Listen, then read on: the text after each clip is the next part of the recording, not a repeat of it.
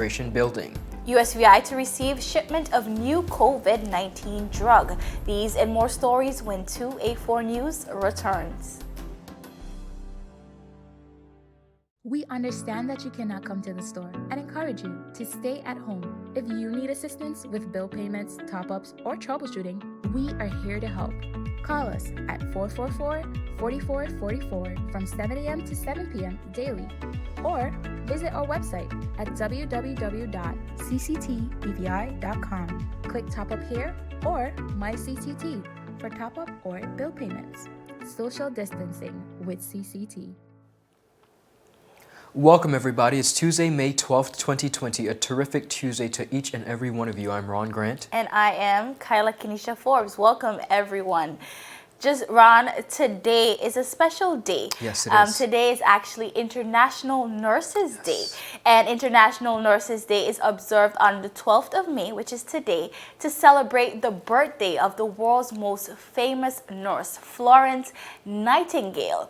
This Nurses Day is observed under the theme Nursing the World to Health. Today, we salute all nurses locally, regionally, and internationally. Nurses all over the world right now, Ron, are at the forefront of the fight against the COVID-19 pandemic. So today on 284 Media, we definitely want to say we appreciate you. Kyla, I could not agree with you more. I think at the end of the day, there are certain professions like teachers, but nurses just hold a very special place in our hearts. And at the end of the day, they are instrumental in making sure that we are feeling comfortable, whether it is the minest of a surgery or the most major surgery. They really do play a very pivotal part in just making persons feel. And their career, to be honest with you, is sometimes overlooked, oftentimes overlooked. Most definitely. But they play a very instrumental role. So we want to just thank all our nurses and wish them a happy Nurses Day. Most definitely. Beginning our newscast today, recently a contract to begin the reconstruction of the North Sound Public Administration Building on Virgin-Gorda was inked. A $625,000 $400 contract was awarded to Quality Construction Limited and will be implemented by the Deputy Governor's Office with support from the Recovery and Development Agency and funded, of course, by the Government of the Virgin Islands through the Caribbean Development Bank's Recovery and Rehabilitation Loan. His Excellency, the Governor Augustus Jaspert, in remarks at the signing stated, and I quote, "This project is a win for the residents of Virgin-Gorda and by extension, a win for the territory and public service." Governor Jaspert added that this is important as it is in keeping with the efforts being made to transform the public service. Deputy Governor Mr. David Archer said this project represents what hope looks like. Not only is it an opportunity for the BVI economy to be rebooted, but also for the public service to honor its commitment to health and safety for each employee. Acting Chief Executive Officer for the RDA, Mr. Anthony McMaster, said it is important that the territory seeks opportunities for the economy to thrive as it presently is suffering from the effects of COVID-19. Mr. McMaster added, the RDA is also committed to doing its part to ensure capacity building is done to provide other contractors with the knowledge needed to benefit from contracts that are being put out to tender. The project will include the redevelopment of the two-story building, including a rework of the internal layout to include a public reception, mail and postal sorting facilities on the ground floor, a 400 square foot reading room and lecture space on the first floor, and a 250 square foot library, the new police office, and also spaces for public officers. The building is being constructed in conjunction with the Flax and Vanderpool buildings. Once completed, the facility will be able to provide healthy, safe and productive spaces for several public officers to provide public services, including but not limited to BVI Post, Social Security, Inland Revenue, Labor, Immigration, Water and Sewage, Environmental Health, Magistry Services, the Department of Motor Vehicles, Civil Registry and Passport Office, and the District Office. The new facility will be modernized to incorporate the provision of efficient public service, including the re-governance in accordance with the government's vision to have a transformed public service. Kyla, this is very good news, and I think that the residents of the sister island on Virgin Gorda are very pleased to know that the administration building, for which house a lot of their main public service initiatives and business, will be getting a revamp. I think in such trying times, in such somewhat sad times as we fight COVID-19 and the pandemic that is COVID-19, it's good to know that measures are still being put in place to revamp and to push the public service. And it could not be a better way than to transform the Virgin Gorda administration complex. Most definitely, Ron. We are seeing the RDA just full speed ahead as it pertains to the recovery of the territory. And it's really a sight to see, like, especially in the midst of COVID-19, they are still full speed ahead, and they are saying that even more so now, we have to basically put back into our economy and get things moving amidst what is happening. So definitely a round of applause for them. But over in the sister islands, they're seeing a lot of recovery, a lot of development, and I'm definitely loving it. So, Ron, as we move on, now over in the USVI will actually be amongst the earliest jurisdictions to receive a shipment of the new COVID-19 drug, remdesivir, this week. This was revealed by Governor Albert Bryan yesterday during the territory's regular scheduled coronavirus updates. Reports were made by VI Consortium. Now, remdesivir is the only drug given emergency authorization by the Food and Drug Administration, which is the FDA, to treat patients with the potentially deadly respiratory disease. The National Institute of Health and Dr. Anthony Fauci have indicated marked progress of this medication, improving the health outcome of COVID-positive patients. Governor Bryant said, "There is a limited supply that will serve our immediate needs, but we have more coming as soon as they ramp up production." Now, preliminary analysis of a study from the National Institute of Allergy and Infection Diseases showed that hospitalized COVID-19 patients taking this drug had a speedier recovery than patients taking a placebo. Though the reported benefits was moderate, the patients that took this drug recovered in just 11 days, Ron, or 4 days faster than the placebo group, according to the Wall Street Journal. Ron, it's just definitely crazy to see, but definitely I think this is exciting news for the jurisdiction over in the USVI. Definitely. I think any aid, again, that could be added to this virus. One of the things that's very daunting about the pandemic that is COVID-19 is that we're all experiencing it. Not only the U.S. mainland, but countries regionally all over the world are experiencing a hard hit. So it's really nice to see when assistance could be lended to persons. And of course, the U.S. Virgin Islands, they have been doing their very best, as we all are, in grappling with the pandemic that is COVID-19. Most definitely. So Ron, still ahead, viewers, BVI Community encouraged to take COVID-19 survey, and the Bahamas takes efforts in bringing nationals home. These efforts will be canceled until further notice. All this and so much more when 284 News returns. Eco? Everyone is speaking about eco-friendly products. We wanted to take the time to introduce the Eco Island brand. Eco Island is a brand dedicated to providing you with a reliable and cost-effective solution.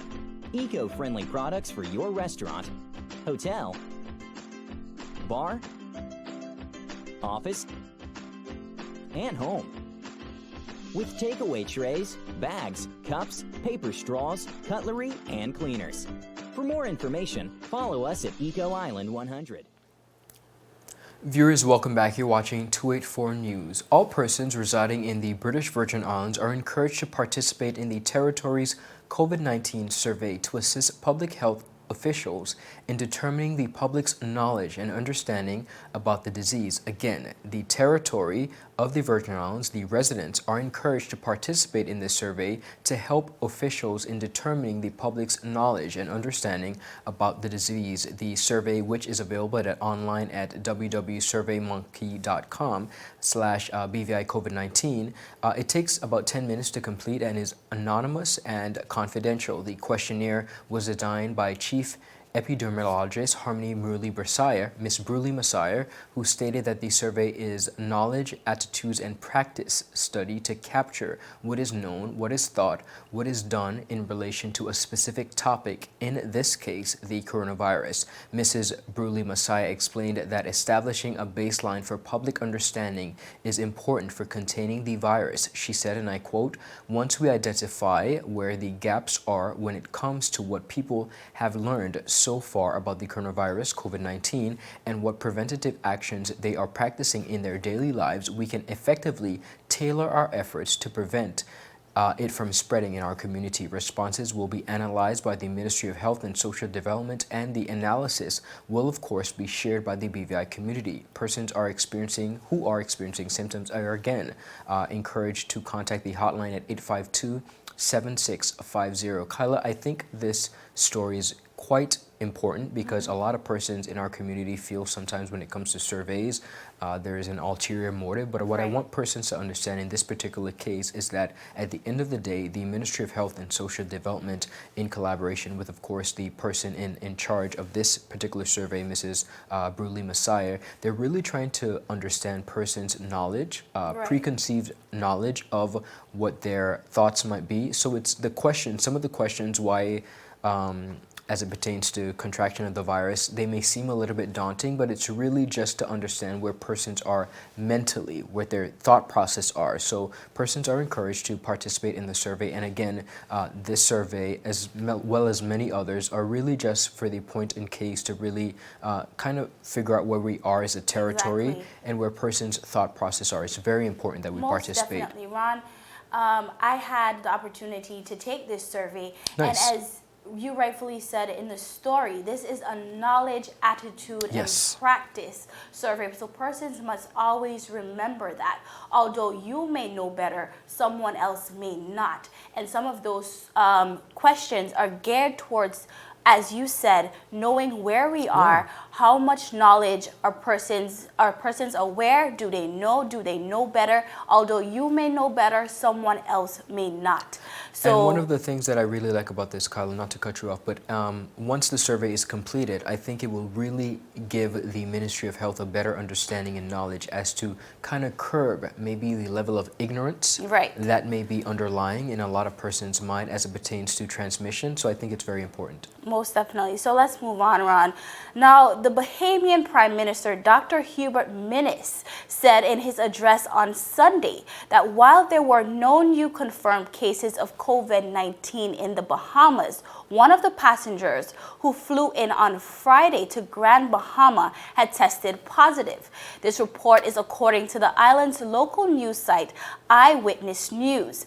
It was discovered after the flight had landed that there was a COVID-19 positive passenger on board. Dr. Minnis revealed that the man, who has not been identified, traveled to Grand Bahama on Friday on the second repatriation flight of the day, along with 94 other passengers. The flight made a stop in Grand Bahama, where 51 people disembarked, before making its way to New Providence, where the remaining 44 passengers then disembarked. The Bahamian government made efforts to assist approximately 200 Bahamian nationals in returning to their homes' shores. Now, late March, the Ministry of Foreign Affairs advised all Bahamians living abroad who were either in distress or seeking to return home to contact the respective embassy. After, unfortunately, this revelation surfaced of the passenger returning home testing positive and the competent authorities only being made aware of this after the flight has landed, an investigation has been launched into the COVID-19 positive passenger, which was allowed on the plane. So now, until investigations is completed, all efforts are suspended until further notice, Ron. Yeah. Carla, the issue of repatriation, I think, is one that we're going to see very often Right. in communities and countries, rather, wanting to make sure that their residents and Nationals. citizens are safe and secure. And at the end of the day, to be honest with you, home is where the heart is. And I must implement a very personal story here. I don't usually do personal stories on the news, but I've had the opportunity to live abroad, and there are two examples of life situations that could not have been foreseen. That was the hurricanes of 2017 and the pandemic of COVID-19. And I will be very honest with you, Kyla, there is no place Like home. that I would have rather been in 2017 with the hurricanes and now than the beautiful British Virgin Islands with Most my definitely. beautiful wife and my family and friends. I want to be close to home. It's just a natural feeling. So anyone who, I think anyone at this point, Yeah. Ron, would rather be home, where family is, where it is familiar. A lot of persons, even now, BVI lenders, citizens of the BVI, are stuck abroad until the borders are closed, unfortunately. And in this story, we see, unfortunately, where a passenger was actually COVID-19 positive. So I think it's just, at the end of the day, to be as careful as possible, testing, but it can happen to anyone. And I don't think that anyone should be deprived of that opportunity to return to their home shores. I agree. Most definitely. So viewers, after this commercial break, I'll tell you a little bit about how the Cayman Islands borders are scheduled to be closed until, get this, September 1st. Viewers, all this and so much more when 284 News returns. Is business slow, cash flow down, hosting an upcoming event? We can help. Advertise with 284 Media and take your business or event to the next level by enhancing your present marketing and messaging strategies. Allow our team of experts to create a personalized ad that sets your business apart from all the rest. This could be your business or event. So, what are you waiting for? Contact our marketing team at 284media at cctbvi.com. Advertising with us works. We understand that you cannot come to the store and encourage you to stay at home. If you need assistance with bill payments, top-ups, or troubleshooting, we are here to help. Call us at 444-4444 from 7 a.m. to 7 p.m. daily, or visit our website at www.cctbvi.com. Click Top Up Here or My CCT for top-up or bill payments. Social distancing with CCT. Are you a business owner?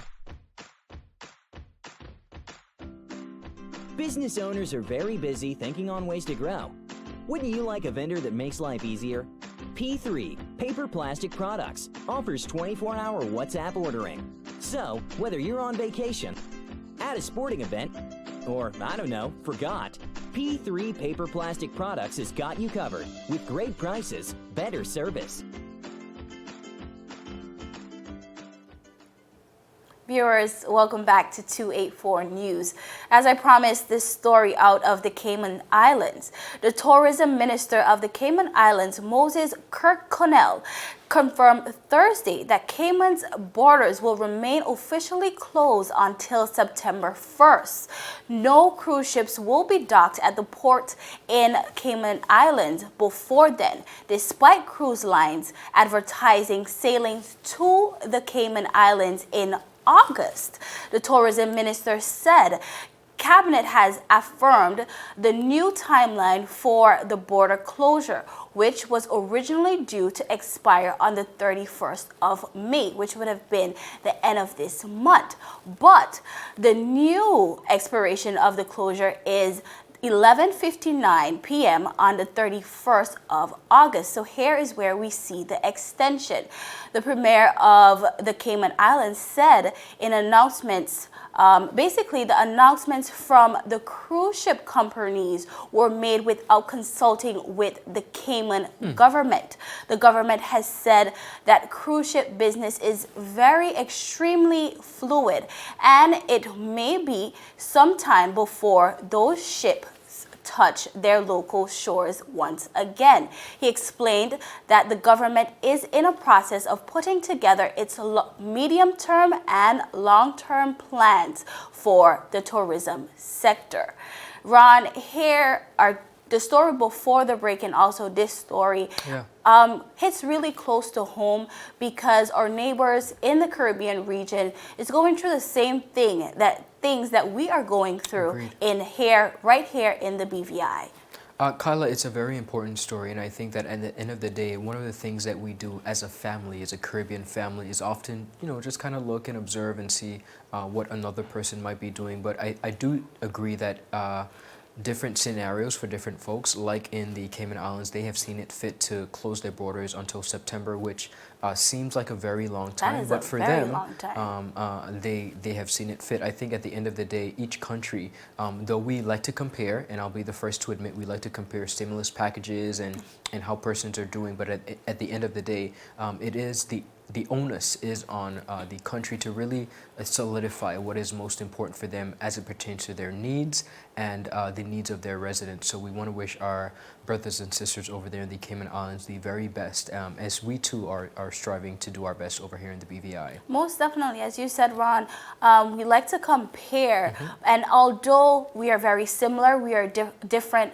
Yes. In the same instance, we might see the Cayman Islands closing their borders until September 1st. And as you said, that might seem like a very long time, but that might not be something that the BVI might do, willing to do. We are not sure as yet, as those announcements have not been made. But also we have seen where Cayman Islands spoke about a medium-term and a long-term plan, because they might have other sectors that they can fall back on, but that might not be the case for other Caribbean islands. So as you said, we wish all our Caribbean neighbors all the best, because we are all fighting during this pandemic. And if I may say one more thing, that's the beauty about creating a very personalized plan. What works for somebody else might not work for you. And I think that across the region, we must understand that what works for us here in the British Virgin Islands might not work for Barbados, whereas Barbados was able to unleash an unprecedented, a large amount for their stimulus package. Other Caribbean islands might not have been able to do that. So we have to really, and the government of the day has to really solidify and be specific as to the needs of individual territories, and not be so quick to compare and be rushed and be pressured into doing what other Caribbean islands are doing as it pertains to recovery and development. I most definitely agree. And now to our last story of the day, ladies and gentlemen. Out of Washington, D.C., the Associated Press has reported that the Dr. Anthony Fauci, the nation's top infectious disease expert, is warning Congress that if the country reopens too soon during the coronavirus pandemic, it will result in needless suffering and death. Kyla, I have to repeat this because these are daunting words. Needless suffering and death. Fauci is among the health experts testifying on a Senate panel. His testimony comes as President Donald Trump is praising states that are reopening after the prolonged lockdown aimed at controlling the virus spread. He said a member of the coronavirus task force and who is charged with shaping the response of COVID-19, which has killed tens of thousands of people in the U.S. He's testifying via video conference after self-quarantining as a White House staffer tested positive for the virus. With the U.S. economy in free fall and more than 30 million people unemployed, Trump has been pressuring states to reopen. Now, he said in a statement, and he warned officials that should they not adhere to federal guidelines for a phased reopening, including a downward trajectory of positive tests or documented cases of the coronavirus over the next 2 weeks, robust contact tracking and centennial surveillance testing as symptomatic people in the vulnerable populations, such as nursing homes. He said, and I quote, "If we skip over the checkpoints in the guidelines, then we risk the danger of multiple outbreaks throughout the country," adding that this will not only result in needless suffering and death, but would actually set us back in our quest to return to normalcy. Other senior health officials scheduled to testify before the Health, Education, Labor, and Pensions Committee will also appear via video link after going into self-quarantine following their exposure to a White House staffer who tested positive. The chairman of the committee, Republican Senator Lamar Alexander of Tennessee, also put himself in self-quarantine after an aide tested positive. He'll participate also via video conference. Now, our famous Dr. Fauci of the National Institutes of Health and the other experts, including FDA Commissioner Dr. Stephen Hahn and Dr. Robert Redfield, head of the Centers for Disease Control and Prevention, along with Administrator Brent Gorit, the coronavirus testing CSAR at the Department of Health and Human Services. Now, this is very important, the main questions for some of the administration experts revolve around the 3 T's, Kyla, that is testing, tracking, and treatment. Again, that is testing, tracking, and treatment. Without widespread testing, state and local officials will be basing decisions to reopen businesses and schools on incomplete data, with blind spots lurking. Without the ability to do painstaking work of tracking and contacts of people infected, unwitting transmission will continue. Without effective treatment, hospitals in a given community could be overwhelmed by COVID-19. And again, persons in the USA and across the region too have to understand that we're going to be continuing into, it's more than likely that we're going to be continuing into the flu season. The COVID-19 pandemic and the flu season are going to be merging together, so we have to be very considerate of that in mind. Ultimately, the goal is a vaccine that would offer widespread protection, which there is none as to date. The Health Committee hearing offers a very different setting from the White House Coronavirus Task Force briefings and the administration. Their witnesses are all participated in, mostly via video conferencing. Now, senators on the panel are very knowledgeable, I would say, and some have working relationships that go back years with the agencies that panelists are representing. Most significantly, President Donald Trump will not be controlling the agenda. Kyla, this is a very important story, and I'll tell you why. All across the world, we are battling with the pandemic that is COVID-19. And if you look at this story closely, not even the White House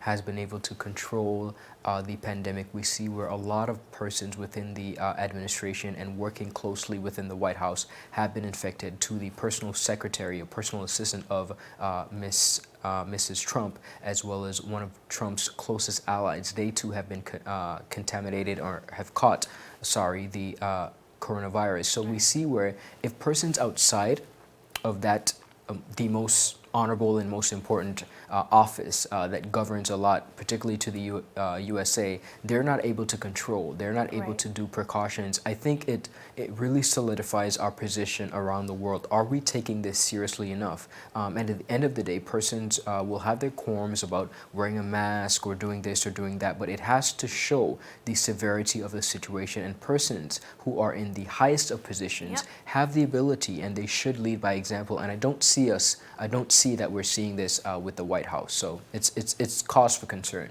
Most definitely. As you said, no one is exempted from it. It doesn't matter if you work in the White House, the Blue House, the Red House. Exactly. It doesn't matter. We see where aides have tested positive for this, and contact tracing had to be done within the White House to see who was in contact with the positive individuals. But this also comes right after President Trump is ready to reopen the state. So it definitely says a lot. It says a lot, yeah. Most definitely. But viewers, that is it for today's news roundup. Of course, be sure to follow us for your daily news updates at 284media.com and like us on Facebook at 284media and 284BVI on Instagram as well as Twitter. I am Kyla Kenesha Forbes. And I'm Ron Grant. We'll see you again tomorrow as we deliver your daily dose of local, regional, and international content. We're 284 News, your source for honest and impartial news, right here on 284 Media. Happy Tuesday, everybody. It's nice seeing you guys. Bye-bye. Some claim that the age of a true gentleman is far behind us, but here at 284 Media, we disagree. He may appear in different guises today, but the values and ideals that make him a gent still stand. 284 Media proudly presents its newest talk show, The Art of a Distinguished Gentleman, with yours truly, Ron Grant. A show poised to help guide modern-day men into 21st century distinguished gentlemen. Don't worry, it's not all about suits and bow ties, but raw, real-life lessons that translate to grounded, community-minded, well-rounded men. The Art of a Distinguished Gentleman, a 284 Media production.